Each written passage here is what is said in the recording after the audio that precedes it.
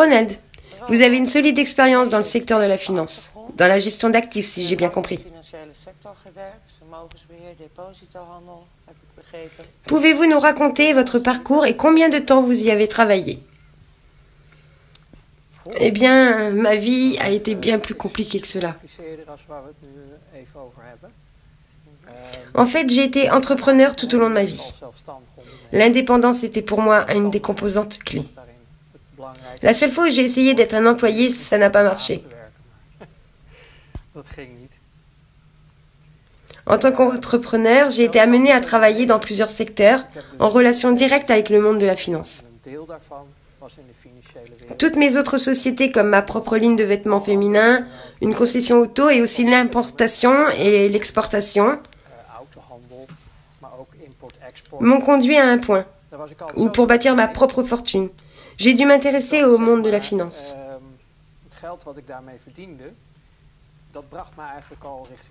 Dans l'import-export, lorsque vous travaillez avec plusieurs devises, vous devez passer par un courtier pour les opérations de change. Puis un jour, un de ces courtiers m'a dit « Ronald, cela fait un moment que je t'observe et tu es toujours très occupé. Tu gagnes de l'argent, nous le savons bien. Mais quel est ton objectif ?» Ce à quoi j'ai répondu « Mon objectif est de gagner un maximum d'argent. Pour moi, plus je possédais d'argent, plus vite je pouvais prendre ma retraite avec une bonne situation. En gros, tout ce qu'on peut vouloir s'offrir dans la société, du moins, c'est ce que je pensais à cette époque-là. Alors ce courtier m'a répondu « Dans ce cas, arrête tout. Tout ce que tu es en train de faire maintenant. Lance-toi dans la gestion de l'argent, entre dans le monde de la finance. » C'est ainsi que ça a commencé, pour répondre en partie à votre question initiale. Ce courtier travaillait sur le marché de change. Il traitait en devises, déposites. Pour simplifier, il négociait des actifs. Et il faisait de l'argent en profitant des écarts entre les taux d'intérêt dans la gestion de ses actifs. Toutes ces particularités formaient un ensemble attractif. Alors j'ai accepté. Il a répondu « Très bien, tu peux prendre ma place, je vais te former et t'introduire dans le réseau. En échange, tu me donneras 10% de tes gains annuels. »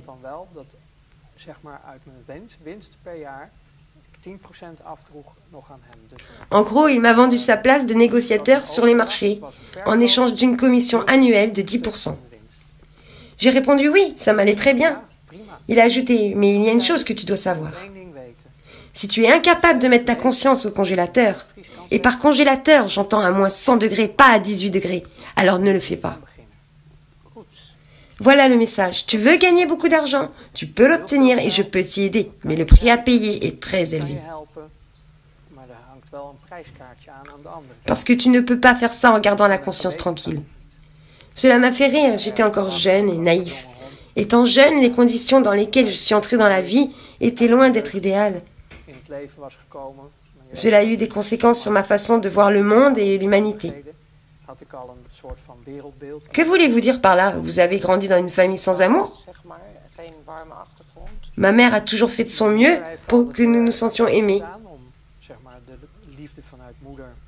Mais elle était constamment gênée par le comportement de mon père. Et nous nous sentions sans arrêt en conflit les uns avec les autres. Ce n'était pas vraiment une situation modèle dans laquelle grandir sereinement.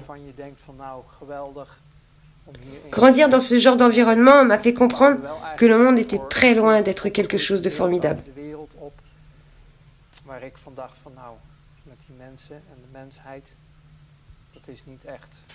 Donc, mettre vos consciences au congélateur semblait être approprié à ce moment-là.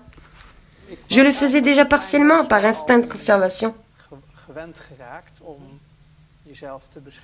Mettre ma conscience au congélateur me semblait pas bien difficile à faire, en fait.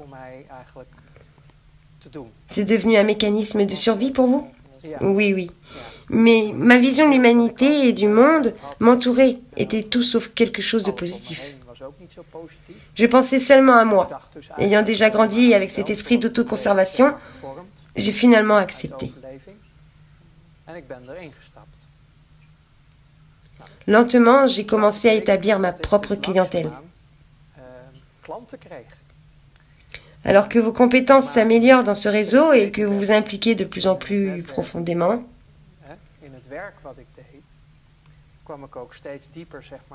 il s'avère que le monde est vraiment tout petit. Éventuellement, vous finissez par le remarquer. Même lorsque je travaillais encore dans l'import-export, dans le négoce du grain ou autre, vous remarquez ces petits cercles. Et si nous parlons de cercles qui se trouvent au cœur même du système, je ne parle pas de celui du simple employé de banque, mais de celui où circulent ces vastes flux de capitaux utilisés pour les échanges.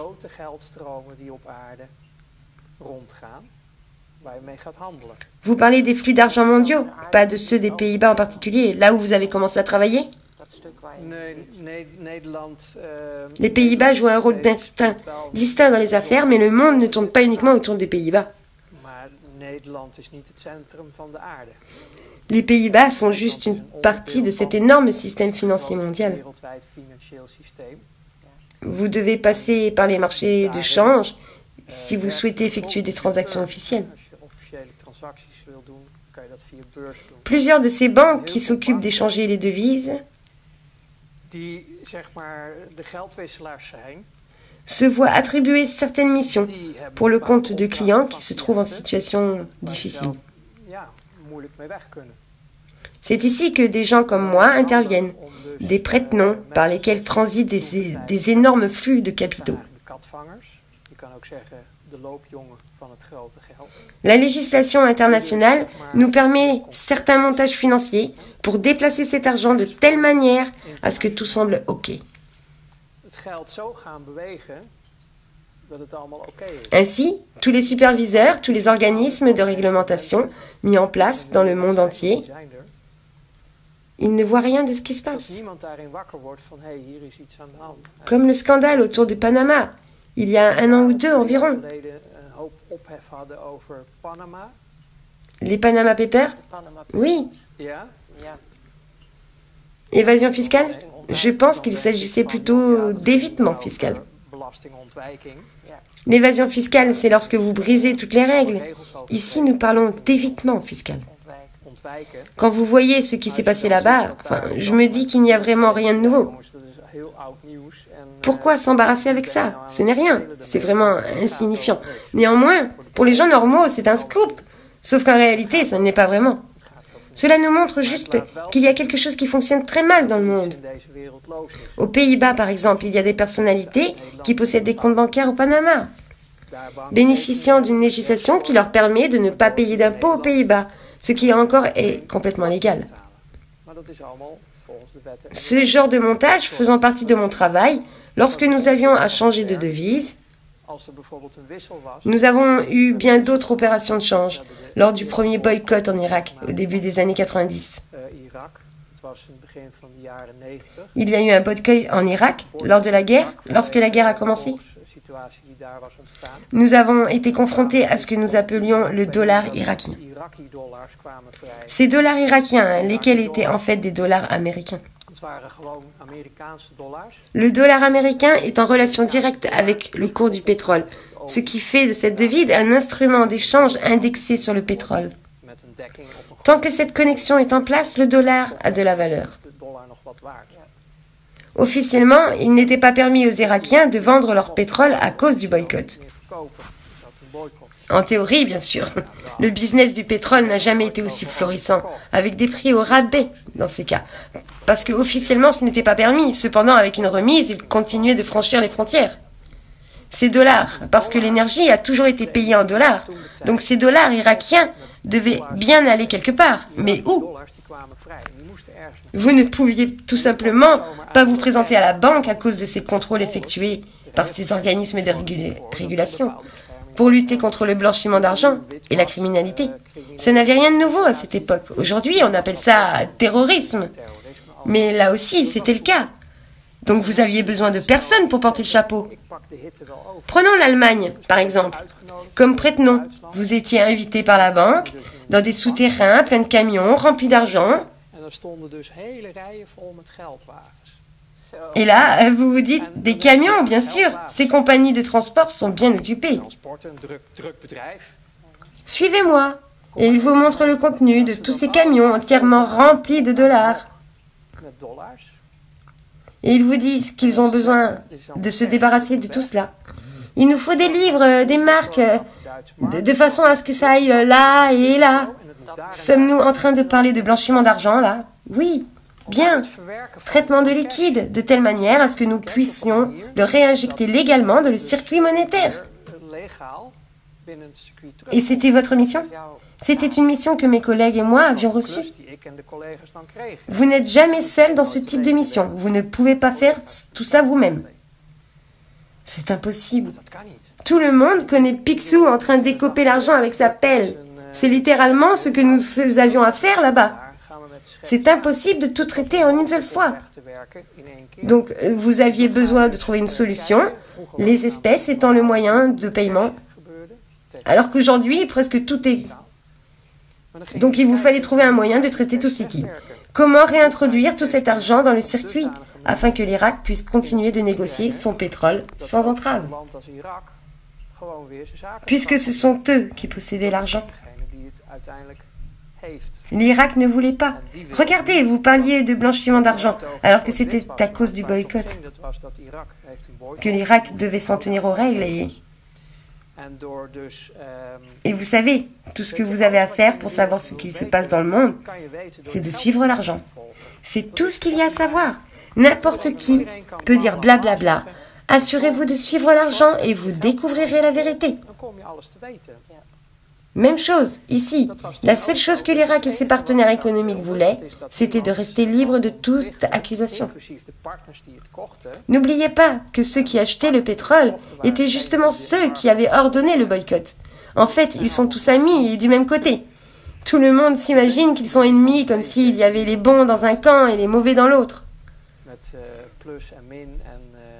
Mais à des niveaux supérieurs, c'est juste un jeu. Ils travaillent tous ensemble. Toutefois, ils doivent s'en tenir aux règles et aux règlements qu'ils ont eux-mêmes créés pour maintenir le reste de la société dans l'ignorance et s'assurer que le sommet ne soit pas trop saturé. Donc vous devez jouer selon vos propres règles. Ce qu'il faut dans ce cas, c'est être certain que personne ne puisse remonter jusqu'à vous. En dehors de l'élite elle-même, personne dans les rangs inférieurs ne doit découvrir ce qui se passe réellement. Compartimenté, on peut le définir ainsi? Oui. Chacun fait seulement ce qu'il a à faire. L'élite seule sait ce qui se passe. Comme nous faisons le sale travail, il fallait que nous en sachions plus, parce que nous ne pouvions pas nous permettre de faire la moindre erreur. Jusqu'où avez-vous été dans cette pyramide? Étiez-vous proche du sommet? Eh bien, nous étions en contact avec eux. D'accord. Lorsque j'occupais cette position, mon ego aurait adoré faire partie du sommet lui-même. De nos jours, nous parlons de 8000, 8500 personnes qui dirigent le monde entier. Ça aurait été fantastique pour moi d'accéder à une telle position autrefois. Bien, si nous disions qu'au sommet de la pyramide, ils sont 100% au courant de tout ce qui se passe, avez-vous une estimation de ce que vous saviez et de ce que vous compreniez de ce qui se passait? Dans mon travail, je me devais d'être informé à 100% de ce qui se passait. Il n'y avait pas d'autre moyen. Les intérêts des personnes impliquées étaient énormes, en particulier pour ceux qui étaient placés au sommet. Si je ne connaissais pas tous les détails, j'aurais inévitablement fini par commettre des erreurs. Ce qui aurait causé des retombées, parce que ces erreurs auraient immédiatement été détectées. Des personnes qui ne savent rien de tout cela seraient intervenues. Pour occuper une position avec un tel niveau de responsabilité, il vous faut des nerfs d'acier. Avez-vous des nerfs d'acier? Oh oui, ça a bien marché. Le congélateur a très bien marché pour vous. Oui, j'ai joué au plus haut niveau environ 5 années.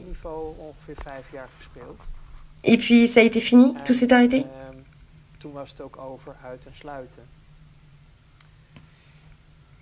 Ce fut un moment très intense pour moi. Oui, c'est arrivé soudainement. Il y avait une raison. Bien, la chose est que j'ai donné un petit exemple de ce dans quoi j'ai été impliqué. Dans ce cas, il s'agissait d'échanges de devises, dollars vers autre chose. Comment était-il déposé de manière sûre? Les gestions de ces actifs, de sorte qu'il y avait un taux de rentabilité suffisant pour réinvestir cet argent.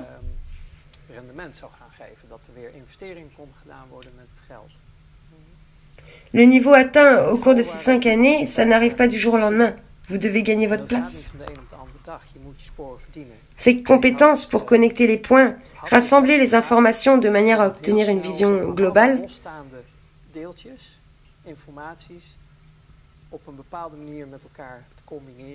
tout cela doit être pris en compte sur le terrain. C'est un processus détaillé et complexe. Vous sortez du lot lorsque vous êtes doué pour ça. C'est la raison pour laquelle 100% des informations en rapport avec mes activités m'ont été confiées. Je ne savais pas tout ce qu'ils savaient. Tout ce que j'avais besoin de connaître était en rapport avec les cas sur lesquels je travaillais avec mes collaborateurs. J'étais souvent mis à la tête des opérations à cause de cette aptitude à cerner la situation. Vous réagissiez rapidement. Oui, j'avais une approche novatrice pour résoudre ces problèmes. C'était amusant de créer des solutions, toujours avoir une longueur d'avance, être plus malin qu'eux, tout en respectant les règles. Je me jouais en faisant tout correspondre à la perfection. J'adorais ce jeu. D'un autre côté, vous aviez de grandes responsabilités et vous en appreniez de plus en plus sur ce monde, ce rituel. À travers le monde de la finance, vous appreniez la vérité. Vous dites tout, mais quoi? Les clients vous donnent un aperçu de comment le monde fonctionne vraiment. Avec le recul, je ne savais pas encore tout, mais j'en savais déjà beaucoup. Mes clients étaient des banques. Elles ne voulaient pas de sang sur les mains. Mais au sein de ces banques, il y a toujours une poignée d'initiés qui sait très bien ce qui se passe. Quelque chose comme 1% du personnel bancaire sait ce qui se passe réellement à travers le monde. Ce qui n'a rien de surprenant, puisque cet argent, ceux-là sont vos clients.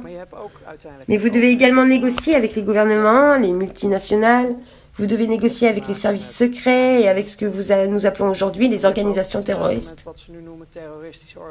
Vous avez donc tous ces groupes et cela représente beaucoup d'argent et beaucoup de clientèle. Vous commencez à voir les connexions, comme vous l'avez dit. Certaines sont cloisonnées en fonction. Quand vous êtes au milieu, vous voyez comment ils interagissent les uns avec les autres. L'argent vient de là, il va ensuite ici, etc. Continuellement, vous obtenez des informations qui vous donnent un aperçu. Vous devez travailler pour que tous ces groupes soient contents. Organisations terroristes incluses, tout le monde doit être satisfait. Oui, mon Dieu. C'était mon travail. Jouer sur tous les tableaux, c'est ça? Oui, en effet. Une des choses que j'ai découvert, que j'ignorais avant, mais que je sais maintenant. C'est à propos des services secrets. Vous pensez qu'ils sont là pour servir et protéger le pays, etc. Mais en fait, ce sont des organisations criminelles. Plus précisément, c'est le système qui est criminel. Nous parlons ici de financer, puis de créer des guerres. En gros, il s'agit de créer beaucoup de misère dans le monde. Donc, de nombreux conflits. Oui. Je me disais en moi-même, si seulement les gens savaient comment fonctionne réellement ce monde. Les services secrets, rien ne les arrête. Rien. Ils ont aussi leur flux d'argent. Ces flux sont issus du commerce de la drogue, du commerce des armes et celui des gens aussi. Tout cet argent doit bien aller quelque part. Tout doit être financé. Vous dites, si les gens savaient, vous confirmez que c'est ce qu'ils font? Tous, sans exception. D'accord. Le monde entier, tel que nous le concevons, est juste une illusion à laquelle nous croyons. C'est quelque chose que vous finissez par découvrir, et c'est là où tout s'est mal passé pour moi, pour ainsi dire. Plutôt bien, je dirais. Avec du recul, oui, c'était pour le mieux. C'est là que mon congélateur a commencé à se montrer un peu défaillant. Beaucoup de choses arrivaient dans une des salles du marché où je me suis rendue un jour. Un de mes collaborateurs m'a dit « Ronald, tu te rappelles du deal avec la lire italienne ?» Je mentionne cette anecdote de temps à autre. Tu te rappelles de ces deals quand nous avons vendu la lyre à une très grande quantité? Cette vente massive a provoqué une chute du cours de la lyre et la valeur de la devise a plongé. Ce qui a causé à une entreprise en Italie d'être frappée de telle manière qu'elle a fait banqueroute. Et là, vous entendez, tu te rappelles du succès de ce deal avec la lyre? Oui. Après, ils vous disent, tu savais que le propriétaire de la boîte s'est suicidé en laissant une famille derrière. Des choses comme ça. Aïe. Et ça nous faisait rire. Ah, tous ensemble, tous. Nous regardions les gens de haut, nous moquions d'eux. C'était juste de la marchandise, des moins que rien. La nature, la terre, tout pouvait brûler et être détruit. Juste des parasites. Tant que nous achevions nos objectifs et tant que nous faisions ce qu'il fallait. Plusieurs de mes collaborateurs ont fini par consommer de la drogue et de l'alcool. Moi non, peut-être que j'aurais dû. Ou pas. Non, avec du recul, c'était pour le mieux. Et je suis heureux d'être encore en vie. Toutes ces choses horribles ont commencé à me dévorer intérieurement. Pouvez-vous nous donner un exemple? Car j'ai le sentiment que ces choses terribles vous sont arrivées. Oui, c'est une partie de moi assez difficile à aborder. Je l'ai bien senti. Dites-nous juste ce que vous souhaitez partager. Oui, je parle seulement de choses que je veux dire. Mais il y a en fait qu'il faut ressurgir beaucoup d'émotions. Avec ma conscience hors du congélateur, elle me touche. Oui, je le ressens de la même manière, oui, très bien. Pouvez-vous me dire quelle est la pire des choses qui vous soit arrivée? Celle qui a fait basculer votre situation? Eh bien, le début de la fin, quand vous pénétrez aussi profondément dans l'intimité de ces cercles, vous signez un contrat à vie, pas avec du sang ou autre. Un contrat dans lequel vous vous engagez à ne jamais dévoiler le nom des entreprises, des organisations, des personnes. Je pense que c'est pour cette raison que je suis toujours en vie. Et vous devez vous y tenir. Si nous devons parler de la pire des choses que j'ai vécues, jusqu'ici je ne vous ai parlé que des choses qui perturbaient ce congélateur. Ma conscience elle-même commençait à ressurgir.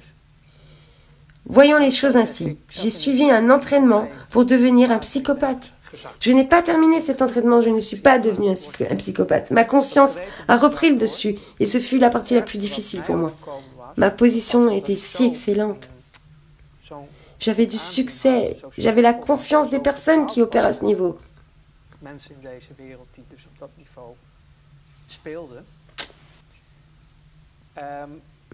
Pour faire court, la plupart de ces gens n'adhèrent pas aux religions conventionnelles dominantes. Ainsi, vous avez les catholiques, les protestants et toutes sortes d'autres religions. Ces gens-là, la plupart d'entre eux sont des lucifériens. Vous pouvez dire que la religion n'existe pas. C'est un conte de fées, rien de tout cela n'est réel. Pour ces gens, c'est la vérité, c'est réel. Ils servent quelque chose d'immatériel, celui qu'ils appellent Lucifer. J'étais en contact avec ces cercles. Je m'en moquais. Pour moi, ce n'était juste que des clients. J'étais invité dans des endroits que l'on nomme les églises de Satan. Sommes-nous en train de parler de satanisme? Oui. Je suis allé dans ces églises, juste en tant que visiteur de passage. J'ai assisté à leurs messes avec des femmes nues, des liqueurs et plein d'autres choses.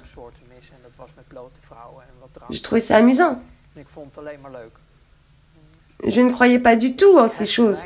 J'étais très loin d'être convaincu que tout cela était bien réel. C'est juste un spectacle pour vous. Oui. Pour ma part, les ténèbres, ce mal se trouvait confiné au sein même de ces personnes. Je n'avais pas encore fait le rapprochement. J'étais invité dans ces cercles et je trouvais cela très amusant de regarder toutes ces femmes nues et le reste.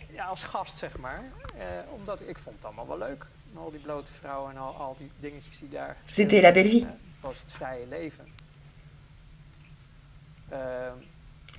Arrivé à un certain point, et c'est pour cela que je vous parle de tout ça, j'ai été invité à participer à des sacrifices à l'étranger.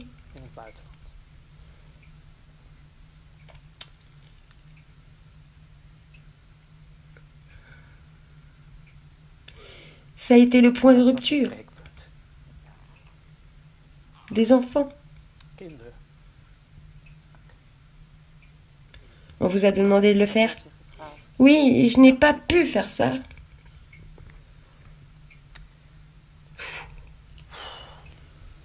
Voulez-vous que nous arrêtions un moment?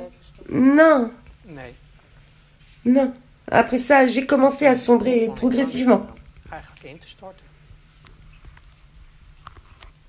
J'ai moi-même traversé de rudes épreuves étant enfant et cette réalité m'a profondément affectée. Ça a tout changé. C'est le monde dans lequel je vivais. Après ça, j'ai commencé à refuser des missions dans mon travail. Je ne pouvais plus continuer à le faire, ce qui faisait de moi une menace. Pour eux, bien sûr. Je ne fonctionnais plus de façon optimale. Mes performances en pâtissaient et j'avais refusé même des missions. Je n'y avais pas participé. Comme leur but principal dans ce monde est d'avoir tout le monde dans la poche, vous devez accepter la soumission par le chantage. La nature de ce chantage s'est avérée fatale pour moi lorsque je regarde en arrière. Il voulait le faire par le biais de ses enfants. Et ça m'a brisé. Est-ce que le chantage n'a rien de nouveau, mais est-ce qu'ils le font aussi en politique? Si vous faites des recherches sur Internet, vous trouverez suffisamment de témoignages pour vous rendre compte que ces histoires sont loin d'être des contes de fées pour enfants. Malheureusement, la vérité est que ce phénomène est mondial et qu'il s'exerce dans ces pratiques depuis des milliers d'années. J'ai étudié la théologie et même dans la Bible, vous trouvez des références à ces pratiques parmi les Israélites. La raison pour laquelle les 10 premières tribus furent bannies et conduites à Babylone, c'était à cause de ces rituels infanticides. Des enfants étaient offerts en holocauste. C'est quelque chose de pertinent et tout cela m'a poussé à croire. J'ai réalisé que dans la vie, il y a des choses qui vont bien au-delà de ce que nous pouvons voir. Il y a un monde invisible. Nous parlons vraiment des ténèbres et d'une manifestation de lumière. J'ai dû m'intéresser à la théologie pour donner un sens à tout cela. La psychologie également, si mes souvenirs sont corrects, non? Oui, mais ça c'était dans ma vie d'avant. Hein. Grâce à la psychologie commerciale, la psychologie des masses, j'étais capable de tourner la situation à mon avantage. C'est effrayant. Si on creuse la question, on découvre des telles choses comme Tavistock, contrôle mental, MKUltra, Monarque, etc. Oui, oui, c'est exact. Tout cela fait partie du travail. Grâce à la formation, j'ai approfondi le sujet. Lorsque vous passez des accords, vous devez également manipuler les médias aussi. Vous devez manipuler beaucoup de choses pour sauvegarder les apparences. Tout est déformé pour paraître différent. Vous voyez les gens comme un troupeau de moutons. Vous placez un couple de chiens pour les conduire dans une direction. Pour être honnête avec vous, je le vois encore aujourd'hui tout autour de moi. Malheureusement, le système et les méthodes que nous avions l'habitude d'utiliser fonctionnent toujours. Les gens sont encore traités de la même manière. Ils ne comprennent toujours pas comment ça marche. Ils en sont encore au stade où, tant qu'ils ont leur bière, peu importe le reste. Complètement centrés sur eux-mêmes. C'est aussi un mécanisme de survie. Je veux dire, cela fait aussi partie du programme après tout. Mais vous voyez comment il est facile de les conditionner pour les orienter dans certaines directions lorsque vous êtes celui qui tire les ficelles. Psychologie des masses. Et oui, et plus tard, bien plus tard, au cours de toutes ces recherches, je suis tombée sur un document qu'ils prétendent être faux, bien sûr. Le protocole de Sion. De nos jours, je recommande à tout le monde de lire ce document incroyablement pénible, même si c'est en diagonale, jetez-y un œil. Nous parlons du sionisme. Oui, bien sûr. Si vous lisez le protocole de Sion,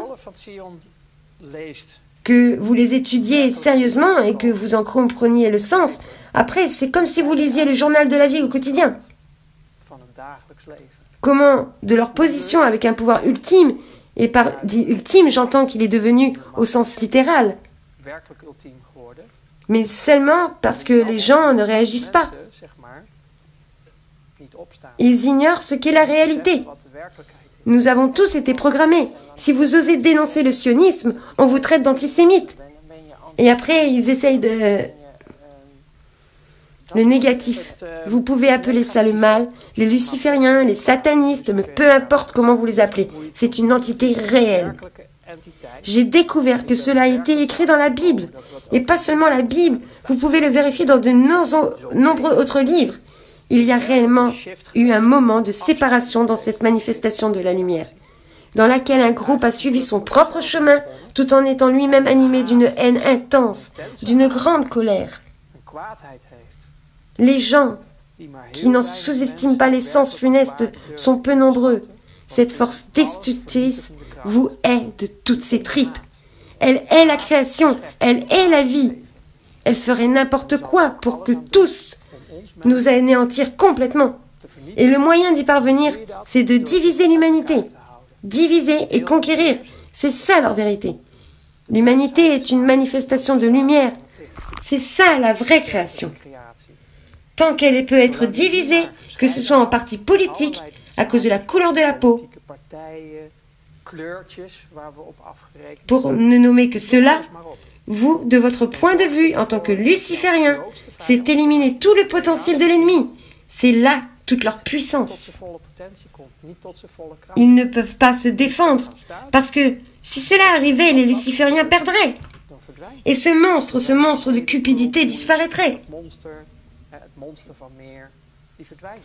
Pour l'anecdote, je parle souvent de ce vieux général américain qui plonge dans le noir une salle entièrement pleine de gens.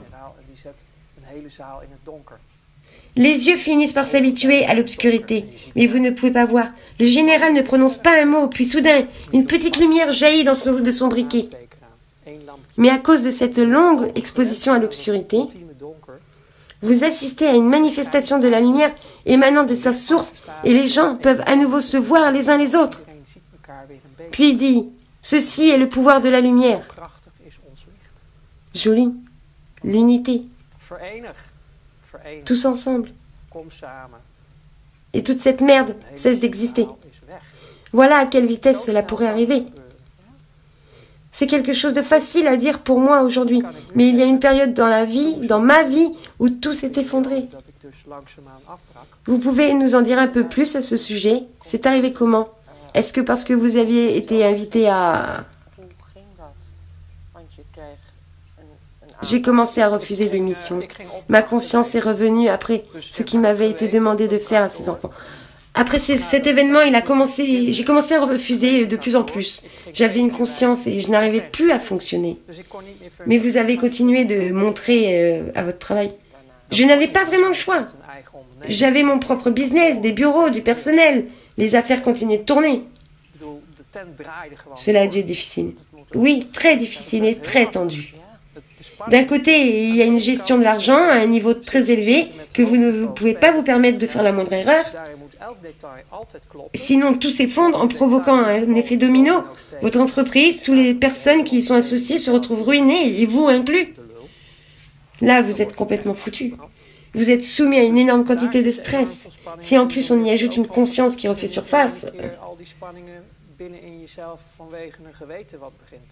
J'ai été prévenue quand je me suis engagée là-dedans. Si tu es incapable de mettre ta conscience au congélateur à moins 100 degrés, ne le fais pas. C'est à ce moment-là que vous l'avez réalisé.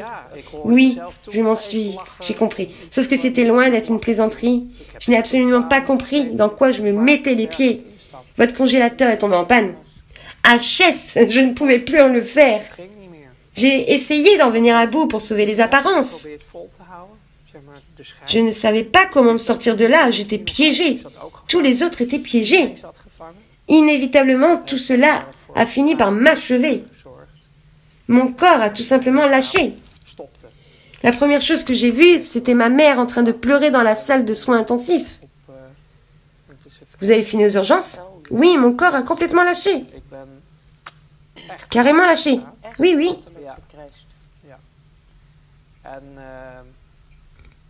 Je ne croyais encore en rien à cette époque. Je me rappelle de ce que j'ai vu à un coin de la pièce. J'étais en train de me regarder. Vous avez eu une EMI. Je les ai vus me donner les soins. Vous pouvez appeler ça Comme ça, je me suis vue.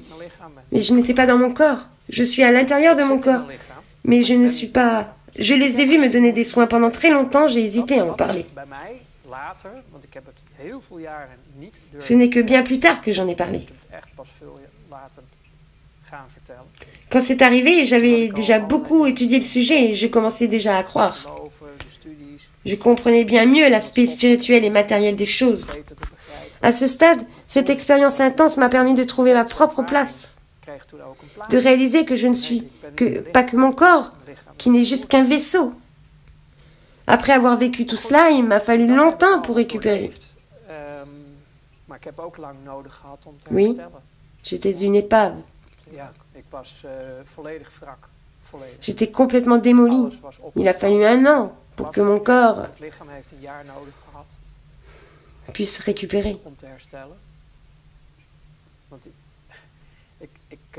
Je n'ai pas vraiment envie de rentrer dans les détails, mais dans ces cercles, j'ai été physiquement torturée pendant mon temps de sortie, afin de s'assurer que jamais je ne briserais le contrat de confidentialité.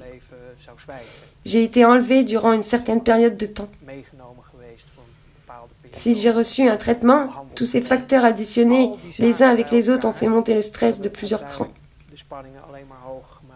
J'ai littéralement été précipitée contre le mur à pleine vitesse. Vous parlez d'enlèvement, de programmation? Non, non, non. Non.